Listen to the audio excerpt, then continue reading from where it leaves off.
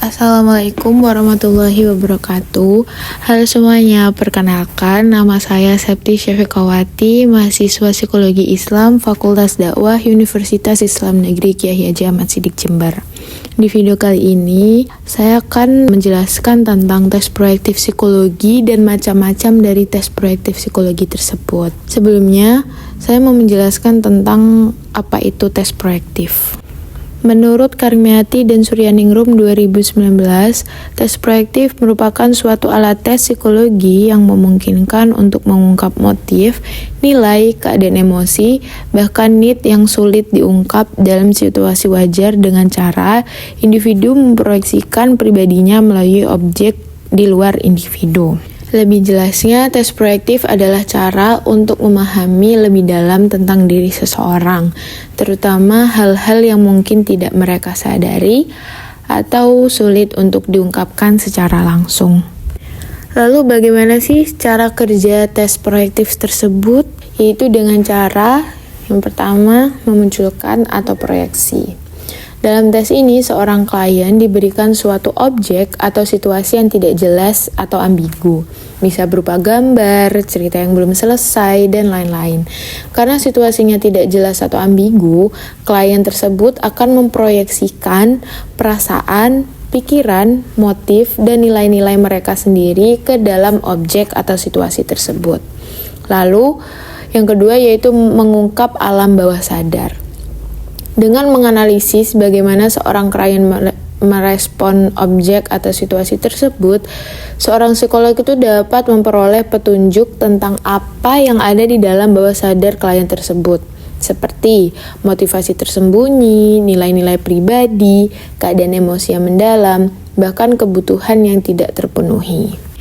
Contoh sederhananya yaitu ketika seorang klien diminta untuk melihat gambar atau bercak tinta dan menjelaskan apa yang mereka lihat.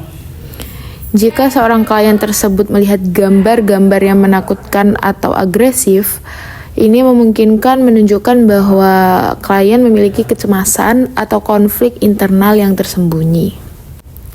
Selanjutnya yaitu saya akan menjelaskan tentang EPPS atau Edward Personal Preference Schedule. EPPS ini termasuk dalam salah satu macam-macam tes proyektif. EPPS adalah tes kepribadian yang dikembangkan oleh Alan L. Edward berdasarkan teori kebutuhan manusia dari Murray. Tes ini dirancang untuk mengukur 15 kebutuhan psikologis dasar yang mempengaruhi kepribadian dan motivasi seseorang. EPPS dilakukan dengan cara pilihan ganda, di mana klien diminta memilih salah satu dari dua pernyataan yang paling sesuai dengan diri mereka, untuk menggali preferensi dan motivasi psikologis mereka secara objektif. Lalu tujuan utama tes EPPS adalah mengidentifikasi kebutuhan psikologis dominan seseorang dan memahami pola kepribadiannya. Hal ini dapat membantu dalam menentukan kesesuaian individu dengan posisi pekerjaan tertentu, budaya organisasi, atau dalam konteks konseling dan penelitian psikologis.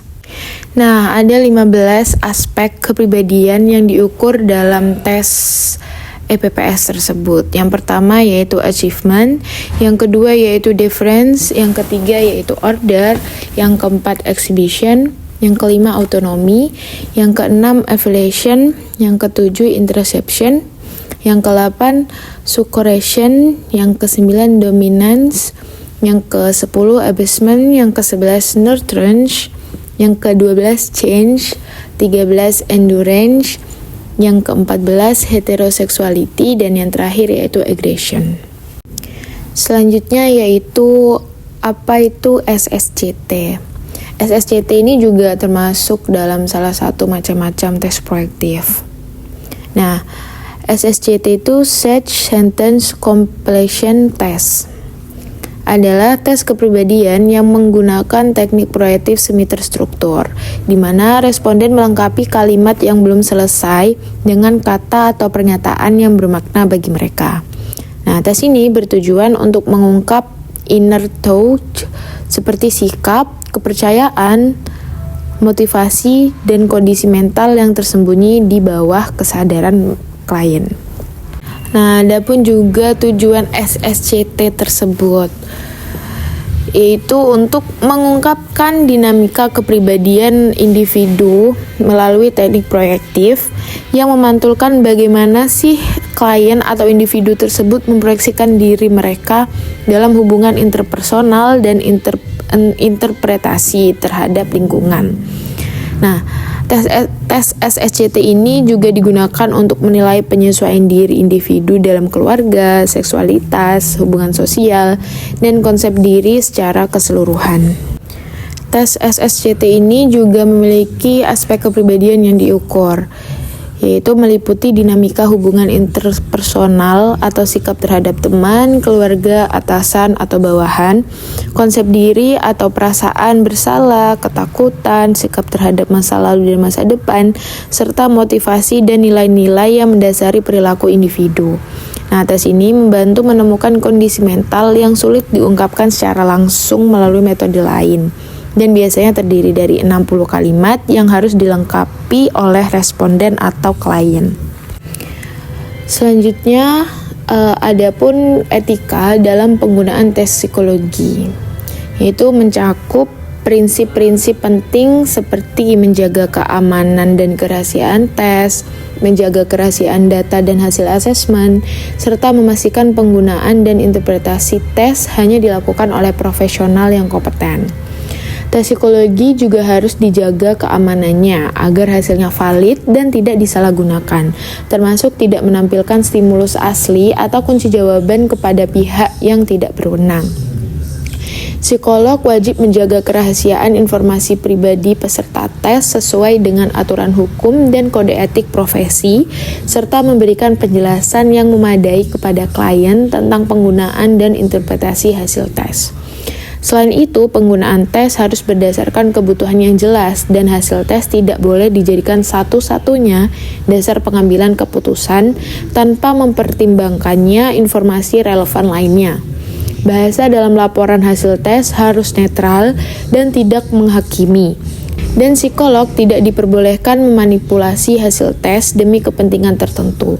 Semua ini bertujuan untuk menjaga integritas profesi psikologi dan melindungi kesejahteraan klien atau peserta tes. Setelah mempelajari tentang tes proyektif, kita bisa mendapatkan refleksi pribadi atau insight tentang manfaat tes proyektif dalam memahami kepribadian. Yaitu yang pertama, mampu mengungkap motivasi, kebutuhan, emosi, dan konflik bawah sadar yang sulit diakses melalui metode pengukuran secara langsung. Tes proyektif memberikan gambaran tentang aspek psikis yang tersembunyi karena sifatnya stimulus yang ambigu dan tidak berstruktur, sehingga individu atau klien memproyeksikan perasaan dan dorongan batinnya secara spontan.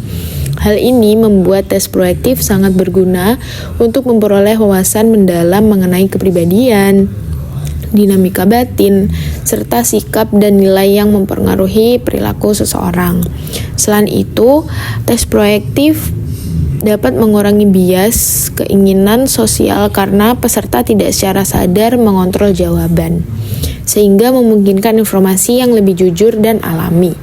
Nah, tes ini juga merangsang kreativitas dan imajinasi peserta atau klien melalui tugas-tugas seperti melengkapi kalimat, bercerita, atau menggambar, sehingga bisa mengakses aspek kepribadian yang lebih kompleks dan subtil.